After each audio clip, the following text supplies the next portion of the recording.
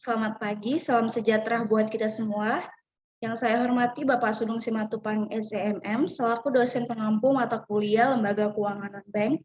Sebelumnya, perkenalkan nama saya Arsya Alvina dengan NIM 19105309 dari Sekolah Tinggi Ilmu Ekonomi Sultan Agung Pematang Siantar. Pada kesempatan kali ini, saya akan memaparkan tentang lembaga asuransi dalam perekonomian masyarakat. Asuransi adalah perjanjian antara perusahaan asuransi dan pemegang polis yang menjadi dasar bagi penerimaan premi oleh perusahaan asuransi sebagai imbalan untuk memberikan penggantian kepada tertanggung atau pemegang polis karena kerugian, kerusakan, biaya yang timbul, kehilangan keuntungan, atau tanggung jawab hukum kepada pihak ketiga yang mungkin diderita tertanggung atau pemegang polis karena terjadinya suatu peristiwa yang tidak pasti, dan memberikan pembayaran yang didasarkan meninggal atau hidupnya tertanggung dengan manfaat yang besarnya telah ditetapkan atau didasarkan pada hasil pengelolaan dana. Tujuan asuransi ialah mengurangi atau menghilangkan beban finansial tersebut, di mana ketika nasabah mengalami bahaya yang menyebabkan kerugian, penanggung akan mengalihkan resiko dari nasabah. Pengalihan resiko ini dimulai sejak pembayaran premi kepada perusahaan asuransi dari nasabah.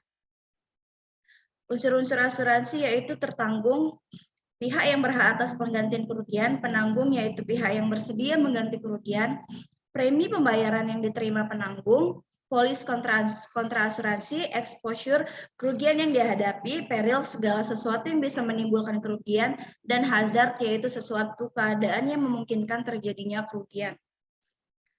Jenis-jenis asuransi yang pertama ada asuransi jiwa, contohnya Allianz Prudensial, asuransi jiwa Sinarmas. Yang kedua ada asuransi kesehatan, contohnya seperti Manulife, Lipo Insurance, dan Aksa Mandiri. Yang ketiga asuransi pendidikan seperti Unitlink, Dwi Guna, dan Sequis. Yang keempat ada asuransi jaminan hari tua seperti Prolink Assurance, Manulife Migol, dan BNI Life, dan BPJS Jaminan Pensiun. Yang pertama ada asuransi jiwa. Perusahaan asuransi jiwa adalah perusahaan yang memberikan jasa dalam penanggulangan risiko yang memberikan pembayaran kepada pemegang polis, tertanggung, atau pihak lain yang berhak dalam tertanggung meninggal dunia atau tetap hidupnya, pembayaran lain kepada pemegang polis, tertanggung, atau pihak yang berhak pada waktu tertentu yang diatur dalam perjanjian yang besarnya telah ditetapkan atau didasarkan pada hasil pengelolaan dana.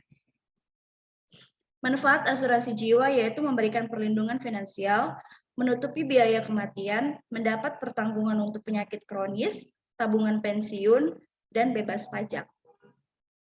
Selanjutnya ada asuransi kesehatan. Asuransi kesehatan adalah sebuah jenis produk asuransi yang secara khusus menjamin biaya kesehatan atau perawatan para anggota asuransi jika mereka jatuh sakit atau mengalami kecelakaan.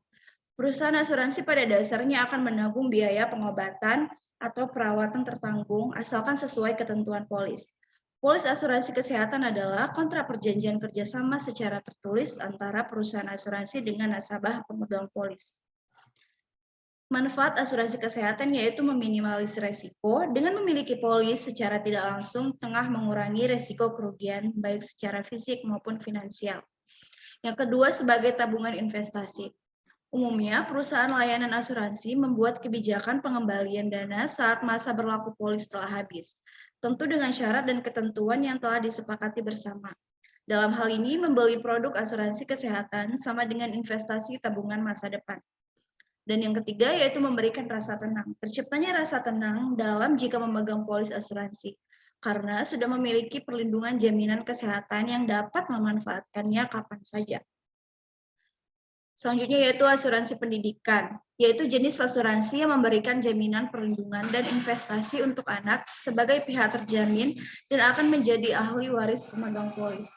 Jadi, pengertian asuransi pendidikan adalah modal dari orang tua yang diinvestasikan untuk kebutuhan pendidikan anak. Biasanya tidak hanya jaminan pendidikan yang akan diperoleh, tetapi sekaligus asuransi jiwa untuk anak. Meskipun pihak penerima keuntungan dan jaminan perlindungan dari asuransi pendidikan adalah anak, namun biaya premi tiap bulan atau per tahun dibayarkan oleh orang tua sebagai pemegang polis. Perlu dipahami bahwa asuransi untuk pendidikan berbeda dengan tabungan pendidikan. Jika tabungan, pihak penabung hanya sekedar menyimpan uang dan mendapatkan bunga. Sedangkan asuransi untuk pendidikan hari Pendidikan ini pendaftar atau pemegang polis harus membayarkan premi tiap bulan untuk dikelola dalam bentuk investasi. Kemudian, profit yang diperoleh sebagai bentuk jaminan perlindungan untuk kepentingan anak. Manfaat asuransi pendidikan yaitu menjamin dana pendidikan anak di masa depan. Seperti pada tujuan utama dari asuransi pendidikan adalah menjamin segala pengeluaran untuk pendidikan anak. Biasanya biaya pendidikan anak akan tercover oleh pihak asuransi hingga jenjang perguruan tinggi, akan tetapi biaya yang dikeluarkan oleh pihak asuransi tergantung dari jenis biaya premi yang dibayarkan secara rutin. Yang kedua yaitu memperoleh asuransi. Biasanya instrumen asuransi untuk pendidikan sepaket dengan asuransi jiwa untuk pemegang polis. Ketika terjadi kejadian di luar dugaan seperti kematian dari pemegang polis, maka ahli waris akan mendapatkan uang pertanggungan juga. Dan yang terakhir yaitu merupakan investasi masa depan. Biaya dari premi yang dibayarkan secara rutin akan dikelola oleh pihak asuransi dalam bentuk investasi di pasar modal. Apabila hasil investasi menguntungkan dan maksimal, sebagai pemegang polis akan memperoleh laba tambahan. Yang keempat adalah asuransi jaminan hari tua. Jaminan hari tua adalah program jangka panjang yang dilakukan secara berskala sebelum memasuki masa pensiun. JHT menerapkan sistem tabungan pensiun dan bersifat wajib, sehingga harus membayar iuran setiap bulannya. Asuransi jaminan hari tua diatur dalam Peraturan Perundangan Nomor 46 Tahun 2015 perihal penyelenggaraan program hari tua. Berdasarkan PP tersebut, jaminan hari tua adalah sejumlah uang yang dibayarkan saat peserta memasuki usia pensiun, mengalami cacat total, tetap, dan meninggal dunia. Manfaat asuransi jaminan hari tua yaitu mendapatkan bantuan uang santunan ketika masa pensiun hingga uang santunan ketika meninggal dunia. Untuk jumlah santunannya sendiri biasanya sesuai dengan kesepakatan dengan pihak asuransi di awal pengajuan. Dan yang terakhir yaitu program ini dibuat sebagai pengganti penghasilan ketika sudah berhenti bekerja dengan sistem tabungan hari tua. Manfaat JHT yang dimaksud adalah jaminan dalam bentuk uang tunai yang nantinya akan diberikan kepada peserta jika memenuhi syarat seperti peserta sudah mencapai usia 56 tahun dan peserta mengalami cacat total tetap. Selanjutnya peran perusahaan bagi perekonomian masyarakat. Usaha peransuransian memiliki kedudukan strategis dalam upaya memajukan kesejahteraan umum maupun perekonomian negara karena mampu menghimpun dana masyarakat.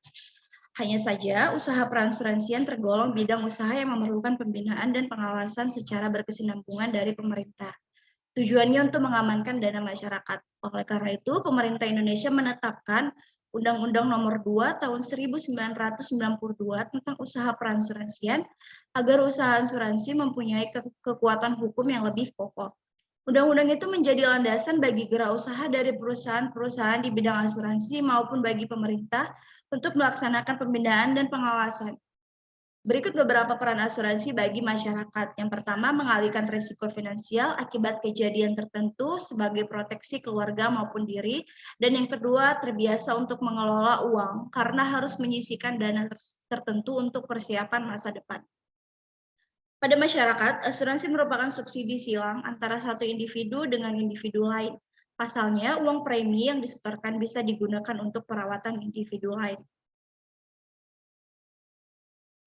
Sekian hasil penjabaran saya tentang materi tersebut. Lebih dan kurangnya mohon maaf dan terima kasih.